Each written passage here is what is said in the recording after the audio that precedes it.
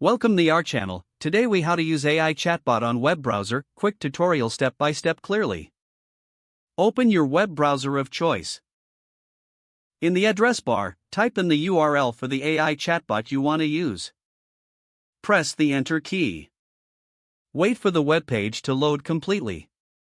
Once the page is open, look for the chatbot interface. This is usually located in the bottom right corner of the screen. Click on the chat icon to open the chat window. You may be prompted to create an account or log in, depending on the service. If so, follow the on-screen instructions to set up your account or log in. Once you're logged in, you can start interacting with the chatbot. Type your question or request into the text input field. Press enter or click the send button. Wait for the chatbot to process your input. Review the response that appears in the chat window. If you need further information, don't hesitate to ask follow-up questions. You can also use specific commands if the chatbot supports them. Look for a help section or FAQ on the page for additional tips. Remember to keep your questions clear and concise for the best results. When you're finished, simply close the chat window or the browser tab. Ensure to log out if you're on a shared device for security reasons.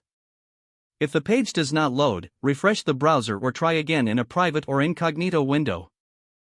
Make sure you are using the correct email address, then retype it carefully to avoid small typos.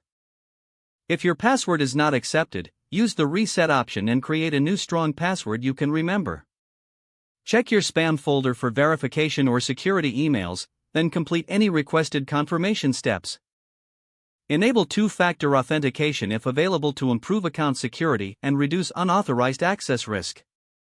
After signing in, review your profile details so your contact information and settings are accurate and current. If you see an error message, note it down and try again after restarting your device and internet connection.